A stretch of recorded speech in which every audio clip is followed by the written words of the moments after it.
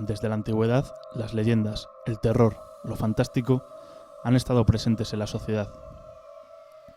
Son muchas las historias que se han ido transmitiendo de generación en generación por todo el mundo.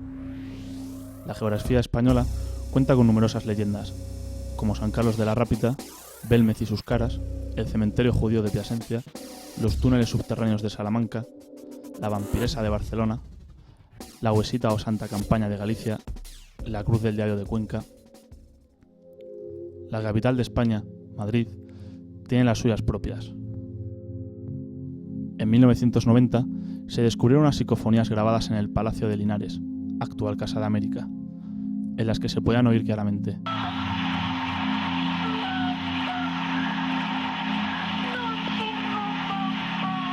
Los marqueses nunca tuvieron hijos ni hicieron vida conyugal, por lo que las leyendas hablan de que quizás fueron hermanos y asesinaron y emparedaron a su propia hija en el palacio familiar. La supuesta historia de un amor prohibido ha originado numerosas investigaciones que afirman que las leyendas son ciertas y las voces fantasmagóricas que se escuchan son procedentes de un amor incestuoso. Por otra parte, la leyenda del Museo Reina Sofía es una de las más conocidas de toda España. En el siglo XVI se construyó, en el terreno que actualmente ocupa el museo, un albergue donde acudían mendigos y enfermos sin recursos, muriendo muchos de ellos allí mismo. Más tarde, se convirtió en el Hospital General, donde muchos afectados por la peste y otras epidemias perdieron la vida allí. Desde finales del siglo XIX, comenzaron las leyendas de que fantasmas, duendes y otras criaturas anunciaban su muerte a los enfermos. Las historias se fueron sucediendo hasta nuestros días. Con la conversión del hospital en museo y las diferentes reconstrucciones que se han hecho, fueron varios los sorprendentes hallazgos que se hicieron. Monjas momificadas, cadáveres de niños, lo que llevaron a nuevas leyendas. Ascensores funcionando solos por la noche, voces y hasta el fantasma del propio Picasso.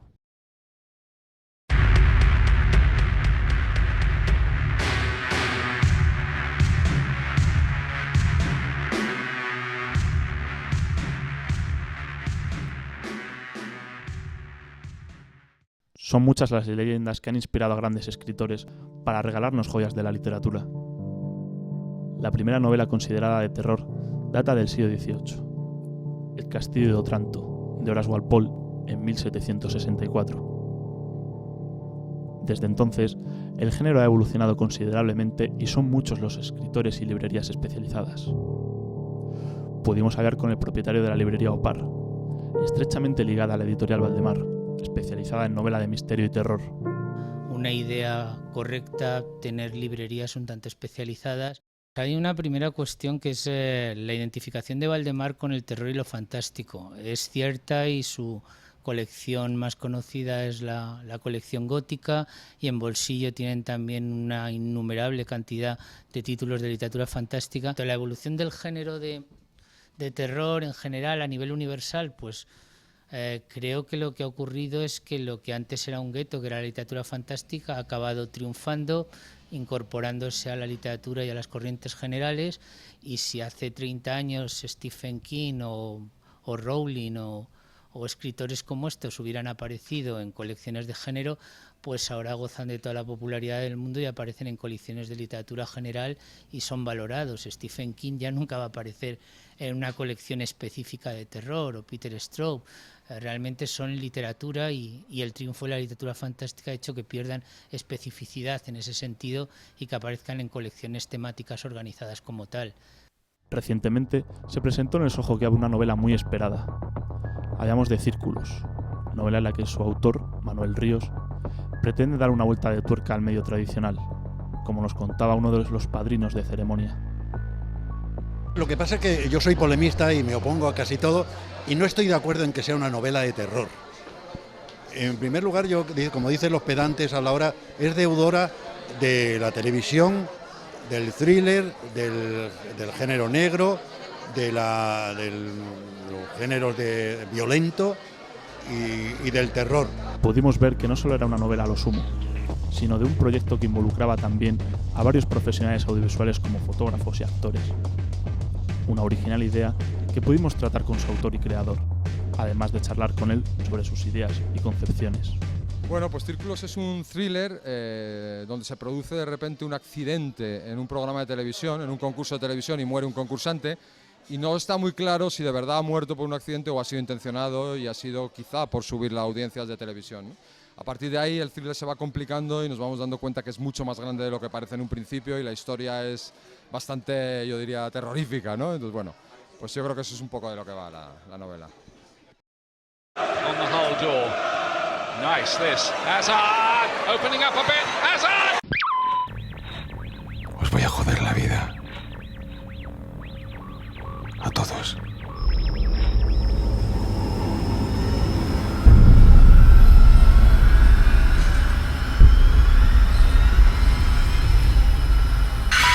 Pues mira, yo creo que esta novela tiene interés por el género de terror porque no es un terror típico, es un terror bastante realista. O sea, no tienes miedo ni a grandes monstruos ni a historias complicadas, sino tienes miedo a cosas que nos pueden suceder en la sociedad.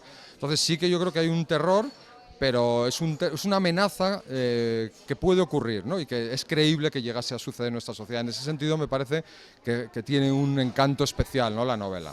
Con el nacimiento del cine a finales del siglo XIX, no se tardó en tomar como referencias las novelas, cuentos y leyendas populares para crear obras cinematográficas, siendo la primera de ellas el clásico Frankenstein, que abrió el camino a un sinfín de películas que hasta nuestros días aterrorizan al público. Décadas después, se sigue utilizando la literatura como una gran opción a la hora de sacar una nueva película. Es más, grandes obras maestras del cine de terror tienen su historia previamente relatada en un libro. Véase El Resplandor, Psicosis, Drácula, Nosferatu. Nos adentramos en la tercera edición del Festival Nocturna, un certamen exclusivamente dedicado a los géneros de terror y fantástico. Y es que está claro que el terror gusta.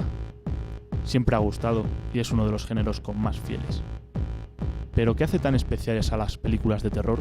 ¿Cuál es la fórmula? Es el que mejor funciona en taquilla, siempre, el que es más exportable. El cine español que ha triunfado fuera de nuestras pantallas casi siempre ha estado relacionado con el género de terror, por ejemplo El Orfanato de Bayona.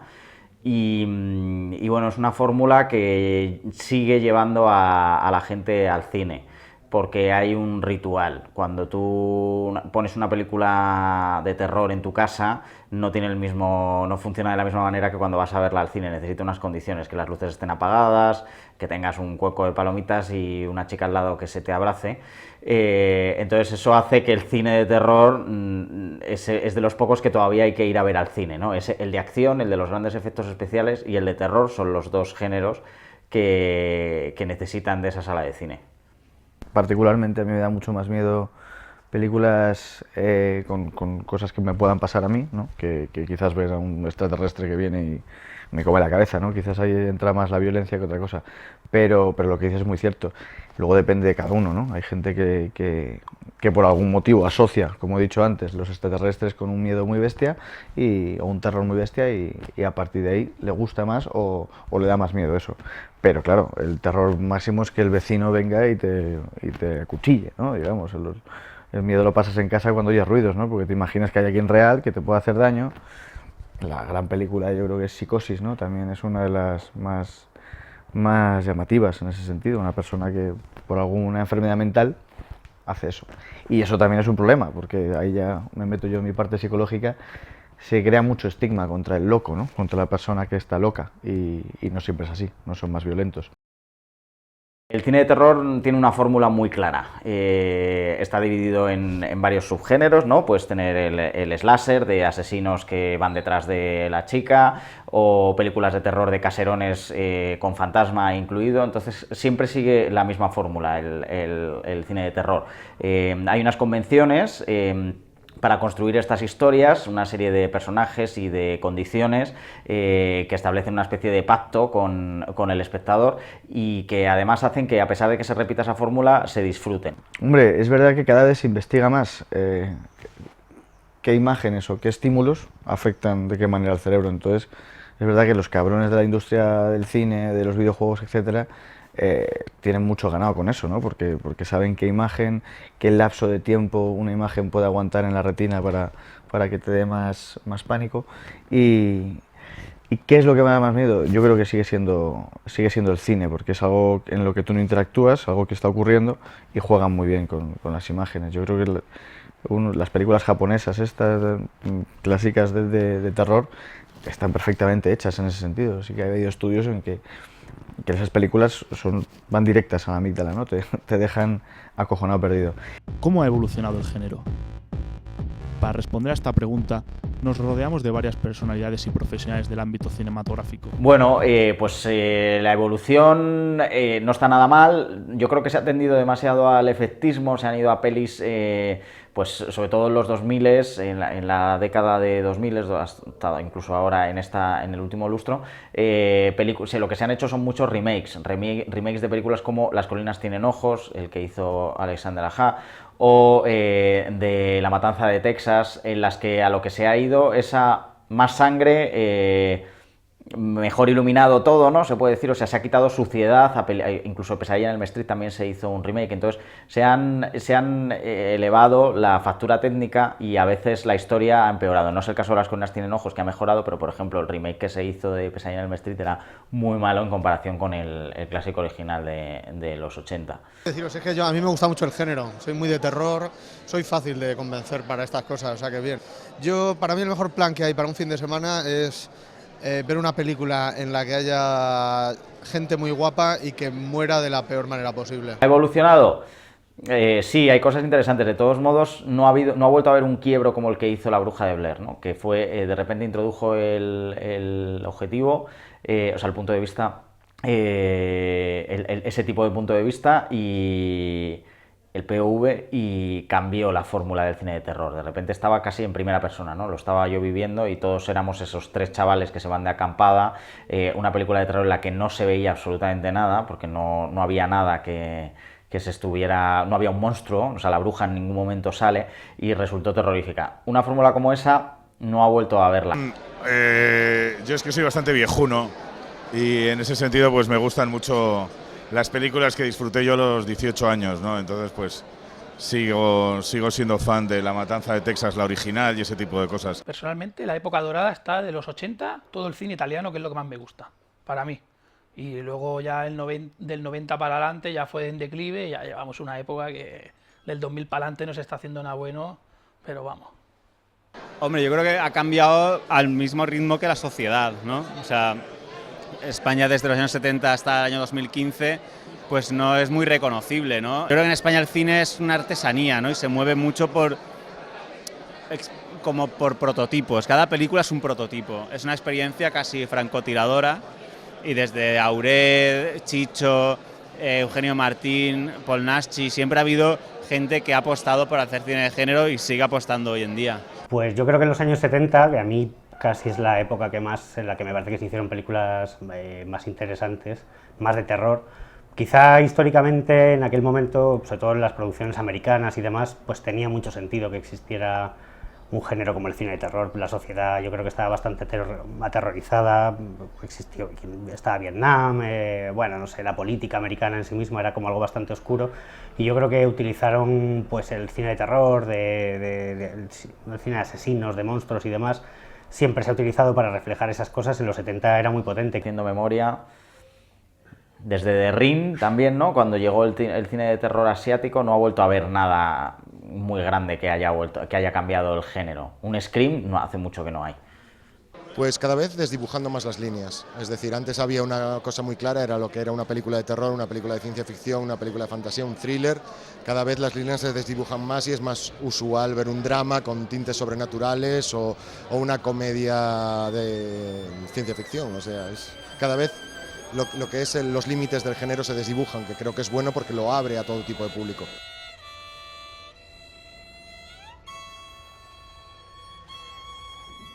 Cada vez con menos medios se cuentan historias que dices, ¿cómo puede ser esto?, ¿no? Que te sorprenden, pues todo muy positivo, la verdad. La evolución es muy buena y que siga así. Porque en el cine de terror antiguo el terror era más sugerido que efectista, ¿no? Ahora se va un poco más a lo fácil. Los efectos digitales, las vísceras, la sangre, hay mucho de gore en muchas películas de terror actuales, y si se me permite, eso en el fondo es más fácil dar miedo así, ¿no?, que dar miedo de una manera más inteligente, ¿no?, un poco más sugerida, como se hacía en otro tipo de películas. Hombre, hay películas modernas que hacen este tipo de terror, algunas, ¿no?, o relativamente modernas. No todas son de puro artificio digital, ¿no? Durante el festival tuvimos la oportunidad de robarle un par de minutos al mítico Robert Englund, actor conocido por ser Freddy Krueger, quien nos dio su personal visión sobre el cine de nuestro país.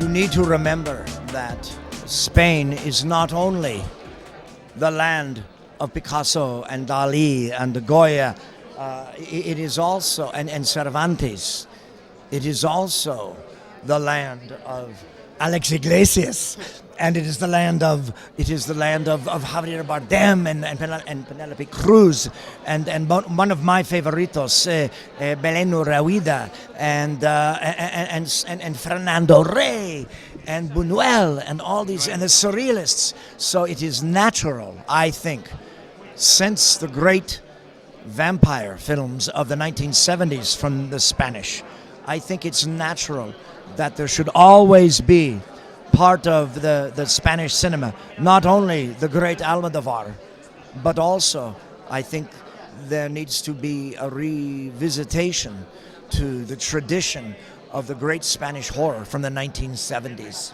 Do you know Polnaski, for example? Yes. And I worked with Christian Molina here, and I know Bava, and I know many of, and so I'm a fan of the Spanish cinema, you know. A nivel técnico profesional, es un género muy asentado y con diferentes visiones según el puesto que se ocupe dentro de la industria. Escribir una película de terror es casi un acierto seguro, porque hay una fórmula que seguir. Es más, la primera película que yo escribí fue una peli de terror de zombies, en ese caso, porque cuando hay una peli de zombies siempre pasan las mismas cosas. Empiezan, situación rara, se infecta uno, de uno que se infecta se acaban infectando muchos, hay unos cuantos que sobreviven, hay una especie de antídoto y el final, o nihilista, que no hay salvación ninguna, o algunas más esperanzadoras en las que sí que se salvan unos cuantos de la quema. Entonces, como profesor es estupendo poder decirles los pasos seguros que tienes que dar. No es lo mismo que con un drama, que los dramas hay muchos tipos y pueden pasar muchas cosas, pero en una peli de terror seguro que van a pasar las mismas cosas siempre. Es una herramienta muy buena para contar cosas que están pasando de una forma diferente. Cuando más interesante ha sido el cine de terror, normalmente son en los momentos históricos en los que más dura ha sido la política o la situación militar de los países y demás. Y por eso a mí siempre me ha parecido muy interesante. Aparte, el cine se trata un poco de transmitir emociones y cosas. El cine de terror produce sensaciones que son muy inmediatas y que son potentes, y me parece que es una forma muy interesante de enfrentarse a una producción audiovisual, algo que realmente te va a producir emociones fuertes. Pues es el más divertido de todos los géneros cinematográficos. El fantástico y el terror te dan ganas de vivir, y sobre todo son el origen del cine.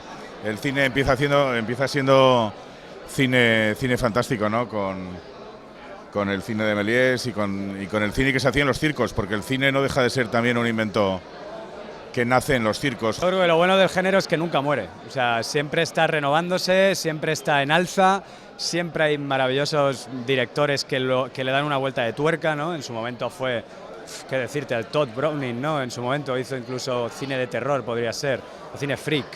Luego, yo qué sé, Sam Raimi es un tipo que me encanta, que me gustaría que hiciera mucho más cine del que hace. Es un cine que siempre va a tener su público, siempre, es como el heavy metal, ¿no? Un poco, siempre va a estar ahí, siempre va a estar vivo, joder, el heavy metal nunca muere. Pero un poco así, el cine de terror, espero que no muera nunca. Pelis y grandes cortos, y bueno, pues es una industria que está creciendo, ¿no? Y hay muchas películas de fuera, hay alguna que otra española también, y creo que bueno, que cada vez somos más y mejores, y pues muy contenta de estar aquí. No, yo creo que no puedes plantearte hacer una película pensando en lo que es arriesgado o lo que es más cómodo. Yo creo que simplemente es hacer la película que llevas dentro, hacer lo que tú sientes que debes hacer y contar una historia que a ti te emocione y te interese, esperando que haya más gente como tú que también conecte con ella. Es un género muy extendido, que cada vez llega a más público gracias a los establecimientos especializados, como es el caso de The Pelis, donde el 70% de su producto son películas de terror. Hablamos con su propietario y nos dijo cómo ve él el género. A mí toda la saga de Romero y todo Don O'Bannon y todo esto es que me vuelve loco.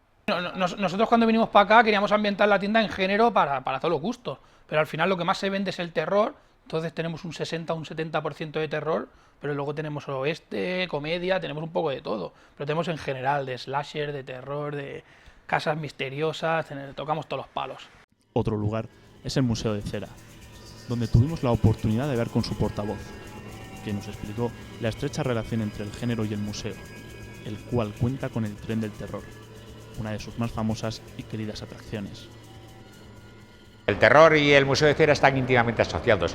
Todo el mundo asocia una cosa con la otra y todo se debe fundamentalmente a una película, a un clásico del cine de todos los tiempos, que se llamaba Los Crímenes del Museo de Cera, que interpretó magistralmente Vincent Price, y entonces está muy asociado. Pero en cualquier caso siempre comento que la superficie que se dedica en el Museo de Cera al terror es más bien pequeña, no llega a un 8% del total.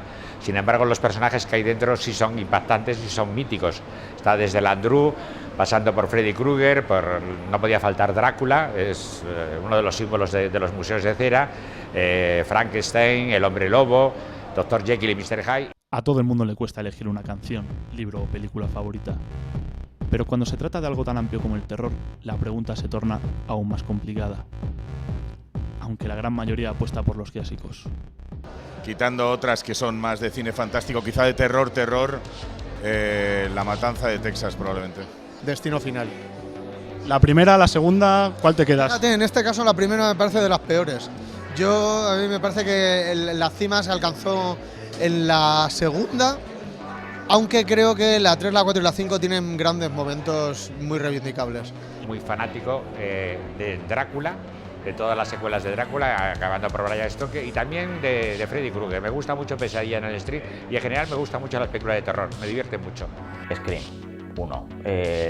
No es terrorífica, es casi una comedia en ocasiones, o sea, Scary Movie era como ya la supercomedia, pero me parece genial, me parece que reinventó el cine de terror, pilló todo lo que se habían hecho en los 70 y 80 sobre todo, lo reformuló, se rió de ello y construyó algo nuevo. Kevin Williams fue un genio cuando escribió Scream. El mejor homenaje que se ha hecho nunca al cine de terror. No sé, El Exorcista, El Resplandor, es que hay películas que son muy difíciles de olvidar, Los pájaros.